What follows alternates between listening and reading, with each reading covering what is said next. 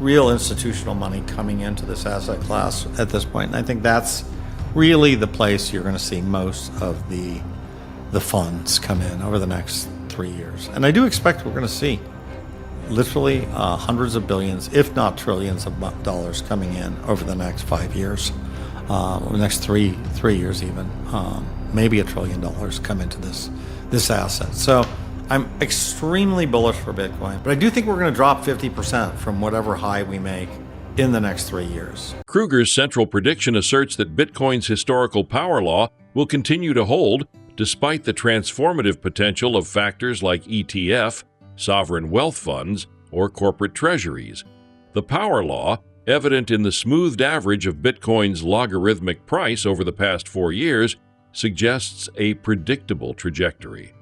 By analyzing this trend, Krueger projects that Bitcoin's price could approach $500,000 by 2029. He emphasizes that this trajectory has remained consistent, irrespective of market volatility or major events. This analysis counters the belief that external catalysts such as ETF or sovereign adoption might disrupt the established path. Krueger argues that while short-term fluctuations are inevitable, the long-term trajectory of Bitcoin aligns closely with its historical trends. Please take a little time to like this video, subscribe to the channel, and turn on post notifications for more videos like this. You can also check out our other videos on cryptocurrencies and the overall digital asset space and drop your comments and observations in the comments section below. Everything you do helps with the YouTube algorithm and immensely contributes to the channel's growth. Thanks and enjoy the video. The first prediction, and I know a lot of people are upset about it, it really is that the power law is not going to break. Now, why am I so completely convinced about that? I think, it's very simple. First of all, if you look at the power law just in and of itself, you can easily think that it's wobbly and everything is going to change with the ETFs or sovereign adoption or Bitcoin strategic reserve, but I don't think so. I think it is not likely to change. This is here the 4-year average of the log price. Okay, so what did I do to get this? I took the Bitcoin price, I converted it into a log price, and then I averaged that log over the last 4 years. And you can see, and so this is the log of time here, and this is the log of Bitcoin price. Now, if you go to 5, that's $100,000 of Bitcoin, 10 to the power 5. 6 is a million, and we have seen that this smoothed out average log BTC price is a straight line, and the next 4 years it's going to depend. The first part's going to depend on these prices here because you're going to be averaging some of these, but where it's going to end up is going to be completely independent of any of this data. So if we go to 10 to the power 1.3, and that number is 19.9, so let's call it 20 years. That is 2029. We see that we're going to get, about it's about 500K. All right, a little bit under 500K. It really doesn't seem like this path is going to do anything then continue. So that's my first real post. Is that the power law is probably not going to change, right? That's the first thing I was going to say. Because I think there's going to be a bear market of something like 50% sometime in the next 3 years. Now, for those of us who've been around and who've been through some of these cycles, 50% is nothing, right? We've seen 75, 80% bear markets. I think this one will be less. I think it'll be probably something more like 50%. But I do think we're going to drop 50% from whatever high we make in the next 3 years. I also don't think this is going to happen in 2026. I think it could happen in 2027, 2028. I sort of believe that there's going to be some form of a super cycle. I don't think that the next cycle is going to be dictated by a mining halving related timeline. And I think the net of this is the power law is going to be respected. And if and when we get this bear market, I do believe that MSTR will crash a lot more than Bitcoin. So I do believe MSTR is going to go down much more than 50%. And I think it's going to revert to a multiple of 1 or even lower. I think it could trade at a discount to fair market value. I think MSTR is overvalued, and I do think that in the next bear market, whenever that comes, it will contract down substantially. My fourth prediction is that the real engines of growth are going to be IBIT and FBTC. So I think that the process of having institutional investors and mainly advisors managed accounts are going to be the next big block of buyers. Now, if you look at the overall kind of way wealth is set up, you have about 1/3 is sort of self-directed, people just going to their brokerage accounts and making their own investment decisions.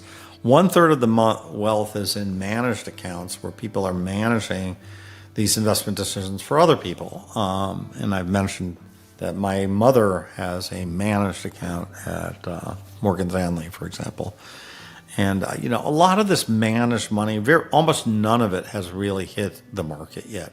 And the third part is institutional, pension funds, retirement accounts and stuff. So, I just don't think we've seen anything in terms of real institutional money coming into this asset class at this point. And I think that's really the place you're going to see most of the funds come in over the next 3 years. And I do expect we're going to see literally hundreds of billions, if not trillions of dollars coming in over the next 5 years, or the next three years even, maybe $1 trillion come into this asset. So I'm extremely bullish for Bitcoin, but I definitely think, and I go back to my original premise that I made when I first started talking on Twitter, which I think that the ETFs are really the big deal, not sovereign wealth funds, not corporate treasuries, and not closed-end funds like MSTR. So that's my thesis for that. Drawing a parallel with closed-end funds like Bitwise,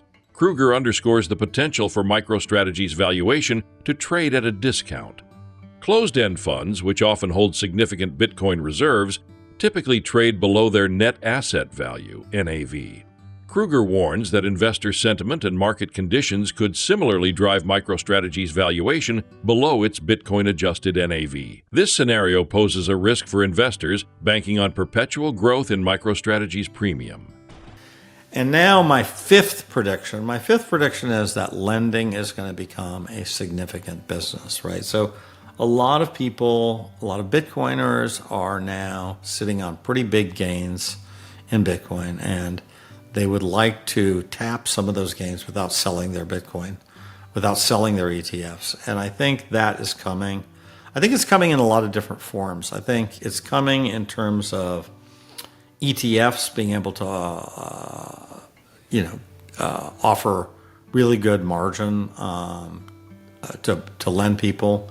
We're seeing this product sort of evolve in many different ways, both in the KYC institutional, ETF version of this, and as well as we will see it in sort of more decentralized, non-KYC, Aave type products. But I definitely think it's coming, and I think that's going to be another big thing that's going to push for the market to extend, right? Because I think that a lot of people, who have gains will not sell to lock in those gains. Instead, I think they will just borrow against their gains. So I think that's going to be part of the big business. The second thing I will say is that MSTR is going to stop. They're really going to tap out in the next 4 years at about 500,000 Bitcoin. They're not going to get to 1 million Bitcoin. And I think this is important. I think MSTR has talked about deploying 42 billion.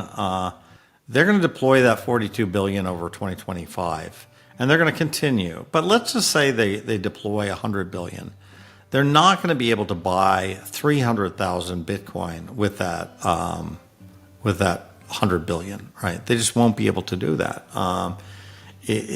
Unfortunately, the math does not look really great for MSTR. They already have a valuation that is in excess of the current market valuation of the Satoshi stack, which is 1 million Bitcoin.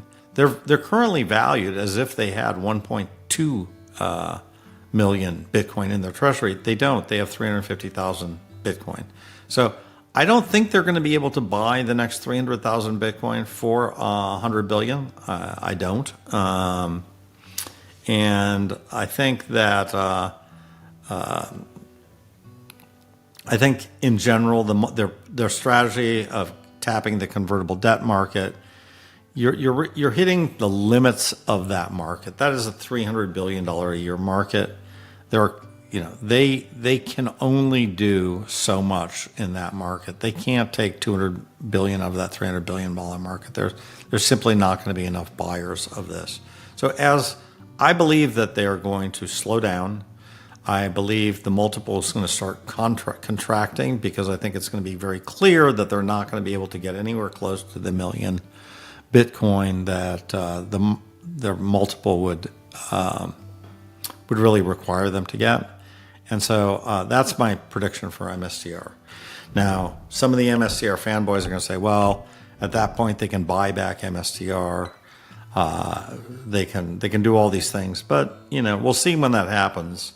I just would like to point out that MSTR was at a multiple of 1 11 months ago, or 10 months ago even. Things can go back down, and in general, closed-end funds can trade and do trade typically at below 1 multiple. And just one example of that, look at Bitwise, BITW. I own that fund. I bought it at about a negative 25% discount. Now it's at a 15% discount. And that fund owns 75% of that fund is in Bitcoin, 10% or 15% is in Ethereum, and then they have a little bit of Solana and a few other coins. But it nevertheless remains at a discount. And you can say they don't have an operating company, but I would argue that neither does MSTR. Fred Krueger's predictions paint a nuanced picture of Bitcoin's future, one marked by consistent growth, periodic corrections, and the transformative impact of institutional adoption. While the Power Law remains a steadfast guide for Bitcoin's trajectory, evolving dynamics in lending, ETF, and managed accounts will shape the market's maturation. For investors, these insights underscore the importance of a long-term perspective, balancing optimism with an understanding of potential risks. As the Bitcoin ecosystem continues to evolve, Krueger's analysis offers a valuable framework for navigating the opportunities and challenges ahead. Whether you're a seasoned investor or new to the space, these predictions serve as a reminder of Bitcoin's resilience and the critical role of strategic adaptation in a dynamic market. Stay informed, stay prepared, and as always, keep an eye on the horizon. Please like and subscribe my channel.